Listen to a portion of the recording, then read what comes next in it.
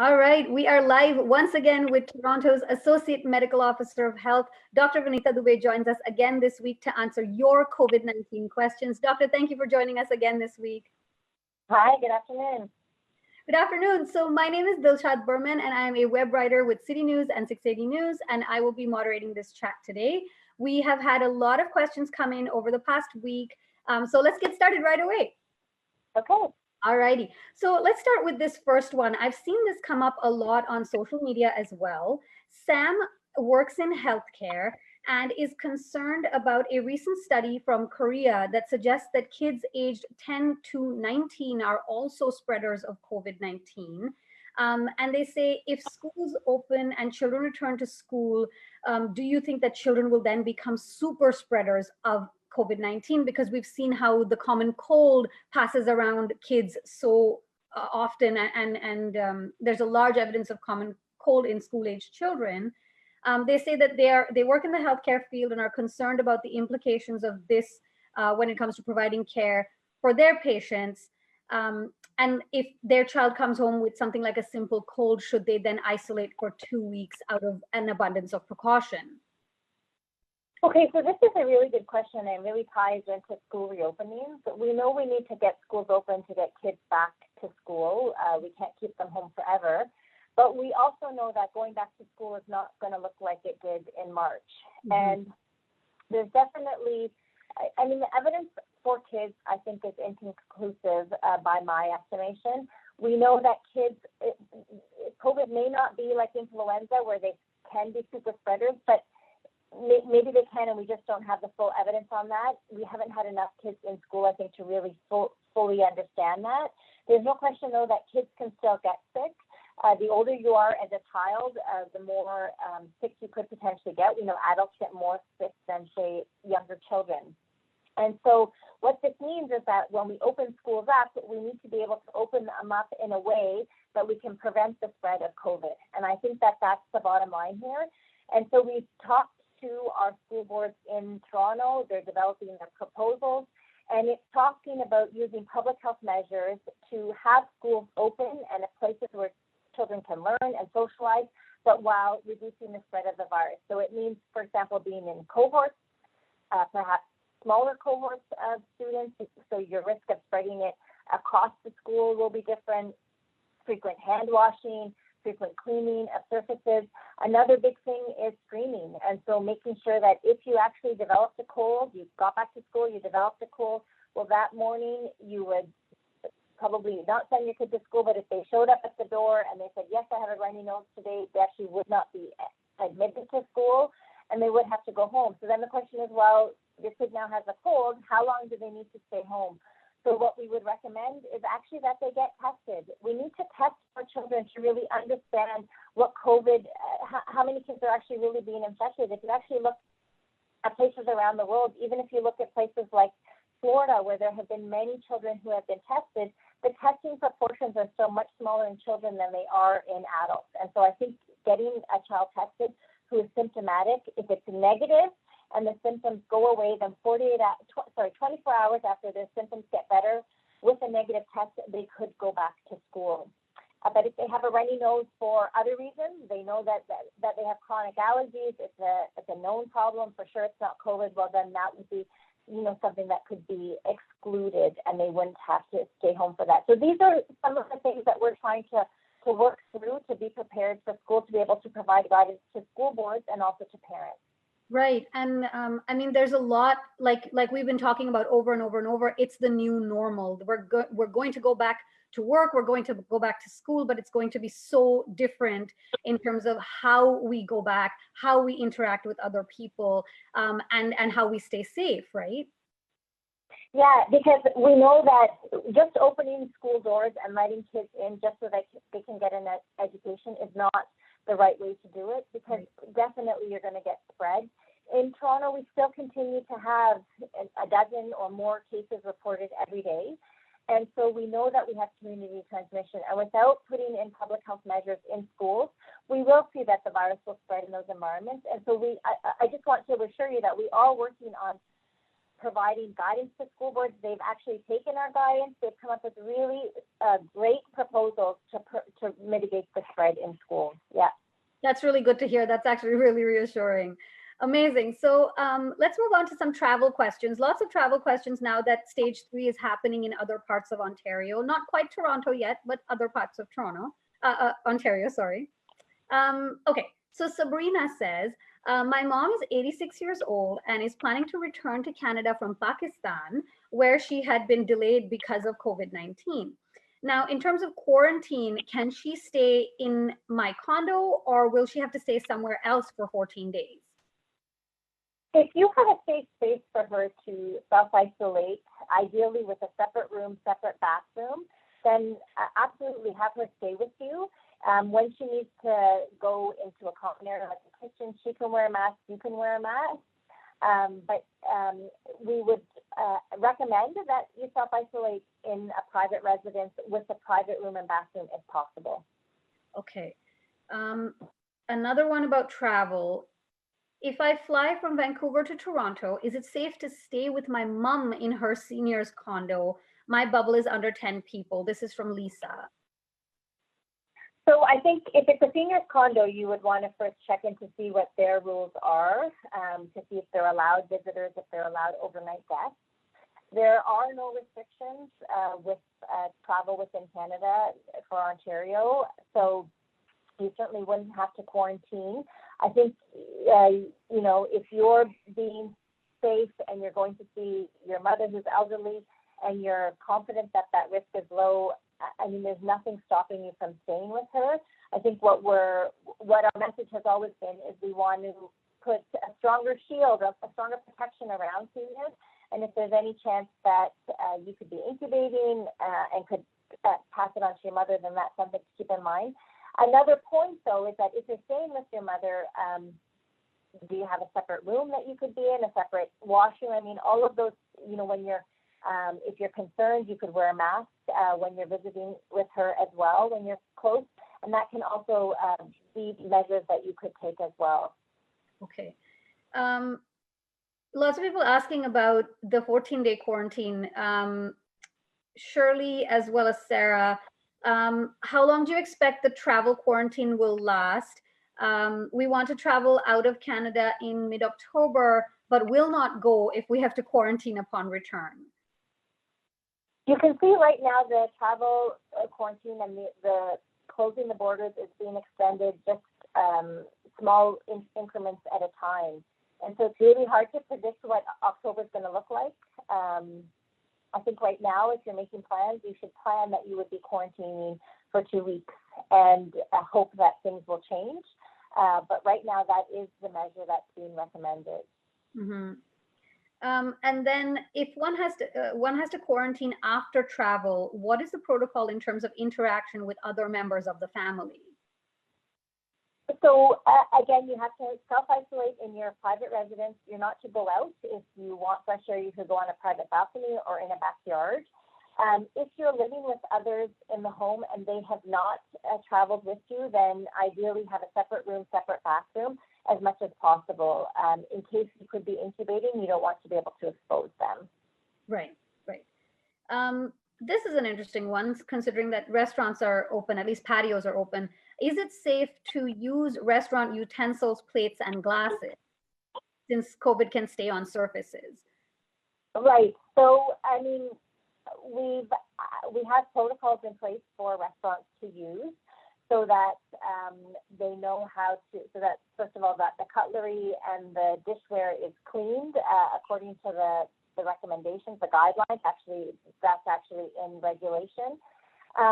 We're recommending for utensils that they be wrapped up in napkins so that way can't inadvertently be touched by someone. So that's certainly something that I would recommend in a restaurant. And then the glasses themselves, again, through drinking or eating, we haven't had any evidence that COVID can spread in that way. Right, right. Okay. Let's see, we've got a lot of stage 3 questions as well. Jessica and Jack are both asking, is it too early for stage 3, considering that we're still seeing increasing numbers of cases in Ontario? and people aren't necessarily following all the protocols, should we be waiting longer? Right. So part of the province has gone into stage 3, and there have been some increases in parts of the province that have moved on. From what we know is that some of those increases are related to social gatherings. Some of them are actually in private residences. So they're not even related to going to a restaurant per se. So I think the main message is whether we're in stage 2 or whether we're in stage 3, wherever we go, like when we go to someone's house, if we go to a restaurant, if we go to a grocery store, we have to maintain that distance. We have to do our precautions, wash our hands, wear a mask, all of those things, because we're seeing that the virus is spreading in those encounters. In social settings, you tend to forget to keep that 6 feet distance. And so I think that that's an important point. I think moving into stage 3, I think Toronto has not entered there, and so we're looking at the numbers. We're waiting for the province to give us the green light. But even when Toronto does move to stage 3, you can expect that the case numbers will increase a bit, and we're prepared for that. What we don't want is to have large outbreaks and broader community spread. And I think those are the things that we're keeping an eye on to see if we need to dial back, for example. Right. And there is a possibility that we will dial back if things get out of hand. We've seen in other provinces that they've pulled back on some of their openings, maybe not completely back from stage 3 to stage 2, but they have added additional restrictions based on some of the cases that have emerged there. Right. And then Seth asks, with stage 3 on its way, are people in high-risk groups able to go back to work? Well, I guess the question is, what's the definition of a high-risk work? Some things are not going to open in stage 3, like amusement parks are not opening, large venues are not opening. Even when things like, banquet hall or indoor dining, those things open, there will be many restrictions attached to them. So no matter what is opened in stage 3, whether it's considered high risk or low risk, everyone is going to have to take additional precautions. A higher risk setting might be a setting where you have more close contact with people, and in that case, it will look different. You will have to maintain a distance, or you'll have to wear precautions. That's what it's going to look like. Okay. Okay, this is a more generic question. We've heard a lot about the symptoms of COVID-19. What are some of the more mild symptoms that you would connect with COVID-19? Some people just get a scratchy throat. Some people might just feel a bit of a sore throat, a bit of a runny nose, just not feeling well, a headache with a mild fever. The symptoms can sometimes be quite mild. One symptom that people might not actually identify is losing the sense of taste or smell. And if all of a sudden you're finding, hey, my food's not tasting as well, or, why can I not smell those roses, for example, that actually may be a sign of COVID and might be an indication that you should get tested. Okay, and we have another question coming in just now about schools. What do you consider appropriate PPE for schools? Is the board doing any planning, as it's only 5 weeks before the start of school? So absolutely, the boards are all doing planning. They're coming up with their proposals. They have to come up with 3 proposals, one for full day learning, one for adaptive day learning, adaptive model, and one for online only. They are sending their models and proposals to the Ministry of Education, who, with advice from the Chief Medical Officer of Health, the public health side, will come up with their decisions. Toronto Public Health, we are providing guidance to school boards as they come up with those proposals. And we're also working with our public health colleagues provincially to talk about some of these matters. And so we would expect that guidance on, for example, should children and staff wear masks in schools, that some of that guidance we're waiting for, some of it to come out from the Ministry of Education. And so while schools are around the corner, we still do have a bit of time to figure out and to hear what is the recommendation going to be provincially on for schools. Would we possibly see all students wearing masks in school, or gloves, or less or more of that? Definitely not gloves. There's no recommendation for wearing gloves, that's for sure. For day-to-day wearing gloves, prevents you actually from washing your hands, and it doesn't necessarily stop the spread of COVID. The real question is going to be around masks, and it might be also in certain situations where you have maybe a teacher who works very closely with a student who may have a particular needs or education that where they can't keep that distance. You might see additional PPE requirements in those settings as well. And so really what we're looking to see is what's the guidance going to be for children in particular, students. Will it be age-based? Will it be based on what level of school you're in? Right. And we're waiting for some of that. It will also depend on what's the model. How does the model allow for physical distancing at all times? Because if in the school you can manage that for most of the day, well then the use of masks might not be as necessary compared to if you're in a classroom with many students and cannot keep that physical distance. So there's still a lot that we're working with the school boards on. We're thinking it through. We're helping them with guidance. And so I feel like I say this a lot on this, more to come. I mean, you know, but it's not like nothing is being done, that's for sure.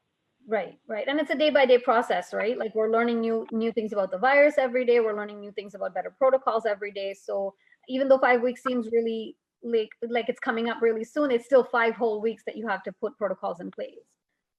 That's right. And I think one thing that's worth noting for the parents who are on the line is the expectation is that the Ministry of Education will give guidance to the school boards on which proposal they can use. And then that the school boards, at least in Toronto, are planning then to survey the parents to say, okay, this is the proposal that we will be using in September. What is your plan? Do you plan to send your child to school, or do you plan to do exclusive online learning? And I think once you know what the proposal is, what school is going to look like, that will help parents to make their decision as well. Right. So parents will definitely be consulted, and there will probably be a choice between sending your child or not, and then staying home and doing online learning. That's right. Yeah. Okay, perfect. Okay. Moving on to vaccines. Jalen asks, how much animal testing has been done on COVID-19 vaccines, and what is in the vaccine?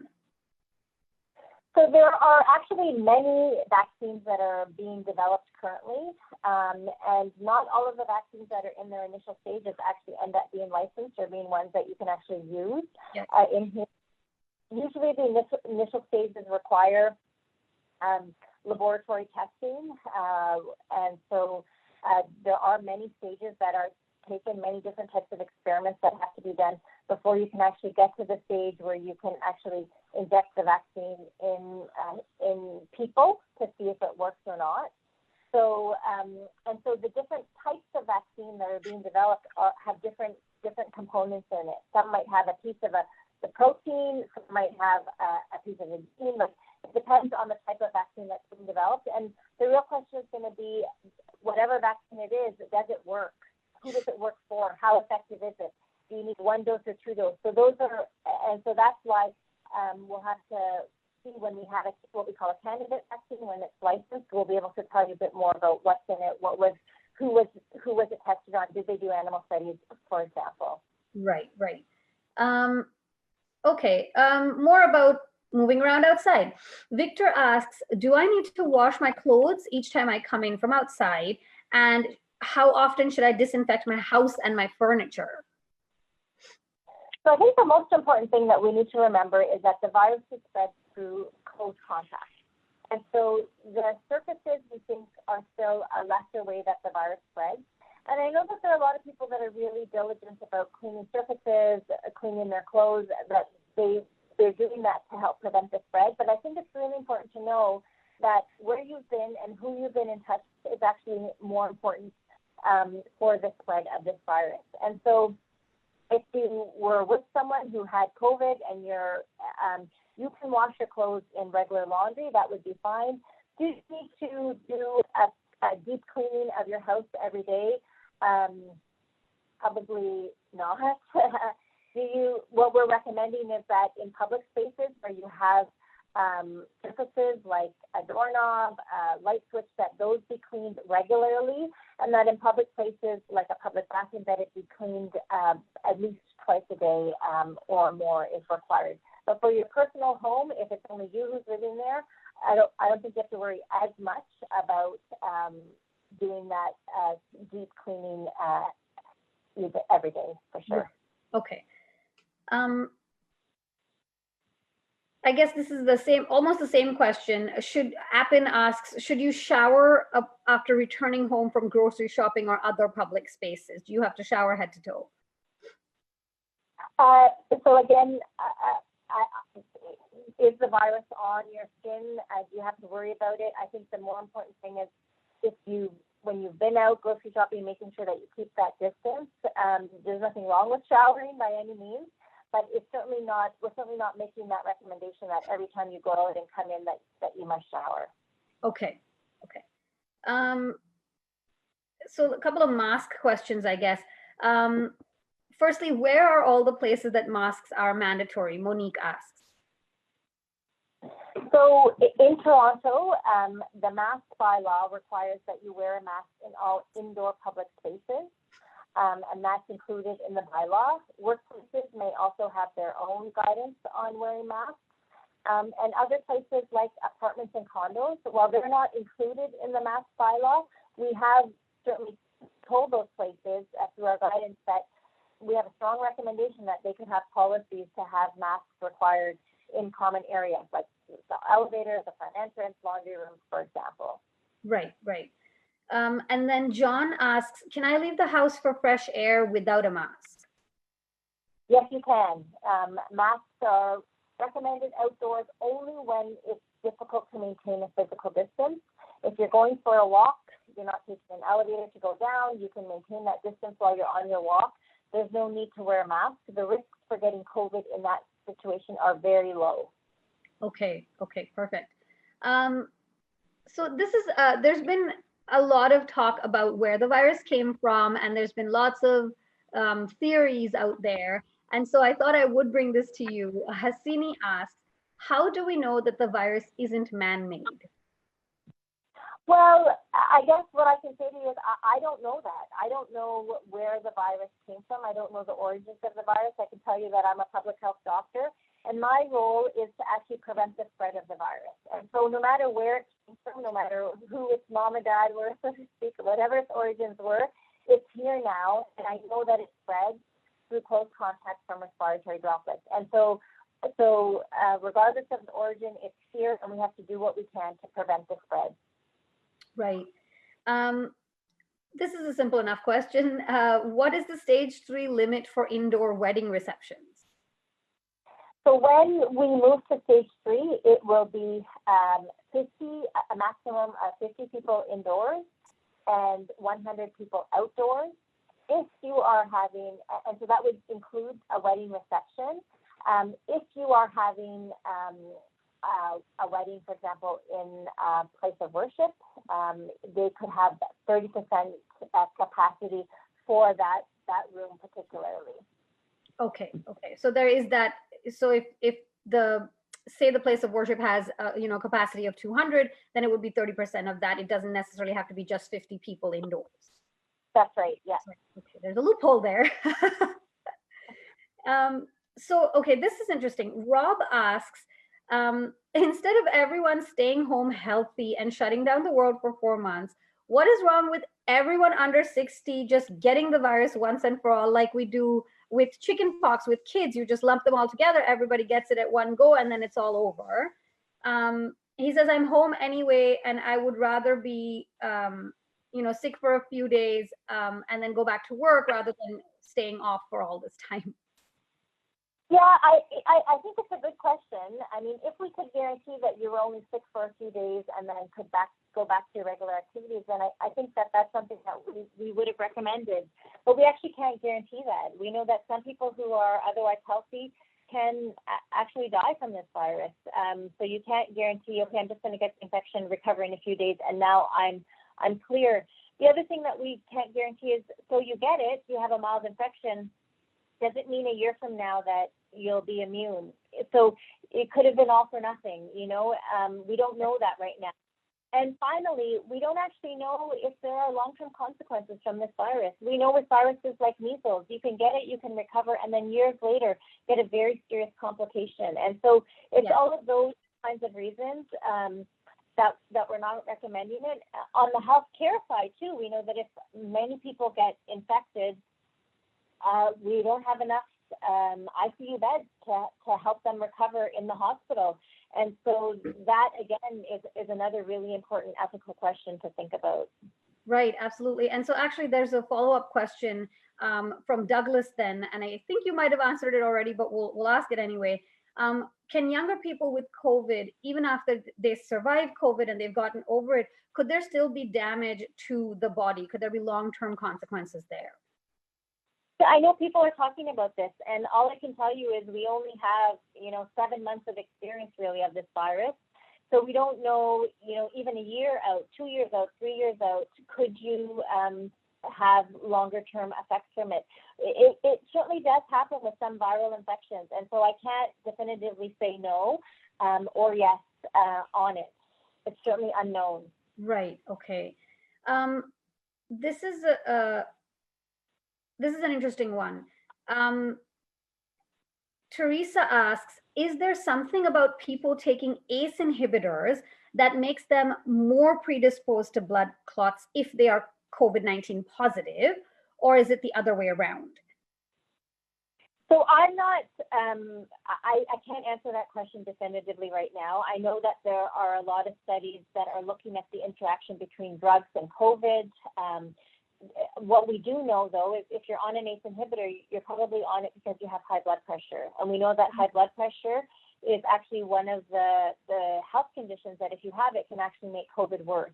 Right. So whether it's related to the drug or the disease, all of these kinds of things, which way is the direction? Is it, it's not clear right now. And that ACE inhibitors and the effect on COVID is certainly not my area of expertise. Right, absolutely. Okay, this is a simple enough one. Tom asks that he would like to know when vaccinations will resume at pharmacies. So we are currently working on flu vaccinations for the fall. Mm-hmm. And, we can expect that flu vaccines will be available at pharmacies this fall with precautions. And so we are certainly starting that process of getting pharmacies prepared to provide flu vaccines. Okay. Michael asks, how are we able to see lower numbers of cases than day one of closing down? What changed? People are going out now more than they were before. So the question is, why are we seeing more? How are we seeing lower case numbers now than in the beginning? Okay, yeah, so that's a good question. So we've actually done a very good job of flattening the curve. So the overall rates of COVID in the community are lower, and people are taking precautions. And so we've gotten in Toronto, we're doing better than we've ever done in terms of our daily case count. That being said, as we open things up, as people relax their restrictions, you could see a rise in cases, but it might take a couple of weeks before we see that. And so there is that lag. And that's why as we get into stage 3, keeping a close eye on where we're at and what we're starting to see is going to be really important. Right. So this is actually then a related question that's coming in right now. How come we haven't seen a surge of COVID cases after all of the protests that we had, a few weeks ago? It's a good question. And I think this goes back to why we say outdoors is actually safer than indoors, because we've seen a number of outdoor events. Some where people were physically distanced, some where people were wearing masks, but not consistently. And, are there cases that we missed that people weren't being tested? We know in Toronto that our testing rates are quite high. Thousands of people are getting tested. And so I think what it boils down to is that outdoors, because of the ventilation, because of there's even more space, the surfaces are not contaminated, that they are definitely lower risk. And so that's kind of anecdotal evidence there. Right. Dave asks, when is Ontario's COVID alert tracing app coming online? Do we have that for Toronto as well? Will be available for the whole province, including for Toronto, and we're waiting for it just as you are. I think it's better to delay it to make sure that we have any kinks sorted out. The app itself can be quite helpful because the more people that use the app, the more it will help with contact tracing. And so, you know, hopefully it will be out shortly. Okay. Here's another one about masks that I feel like we've talked so much about masks, but maybe we haven't talked about this particular one. Rebecca asks, what is actually the best mask to wear? She says that N95 is only good for incoming air and it doesn't filter out the output. So which is the best mask to wear for just a regular member of the public? Okay, for a regular member of the public, you do not need to wear an N95 mask. In fact, the N95 masks need to be fit tested. So I work in a hospital, I've been fit tested, I have one that fits my face perfectly, and that provides that protection. N95 masks that fit perfectly can actually be difficult to wear because they are so sealed and so protected. So they're can actually be difficult to wear routinely when you're going to a grocery store, for example. Right. The best mask is the one that's most comfortable for you. And so so if you're wearing a cloth mask, cotton materials, breathable materials that are thickly woven, 2 layers are the best type of mask. We do not recommend that you have a mask with an exhalation valve. That's another question that's come up. What it does is your air goes out, but it's not filtered, and it's not filtered for the COVID virus. And so you could actually contribute to spread. You think that you're protecting, but actually because your air goes out, you're actually contributing to spread. Wow. So a cloth is still breathable and still allows you to breathe. And so you have to find one that fits you in a way that, and you have to figure out how to fit it properly so that you can actually breathe properly with it on. Okay. That's very interesting about the N95 because you would think that would be the highest level of protection and everybody would be wearing them. But if it's that difficult to wear for long periods of time, it's probably not the best for you, right? It is the highest level of protection for sure, but it's not necessary for routine day-to-day things. We save the N95 masks in the hospital setting where you're doing things where the virus could be generated in the air, for example. So its use is defined to specific circumstances right now. Okay. And I think we are actually out of time. I didn't even realize it's already 1 o'clock. That half hour went by really fast. Thank you again, Doctor, for taking the time and so much effort into answering all of these questions every week. Yeah, my pleasure. We'll see you next week. Okay, see you next week. Bye. Bye-bye.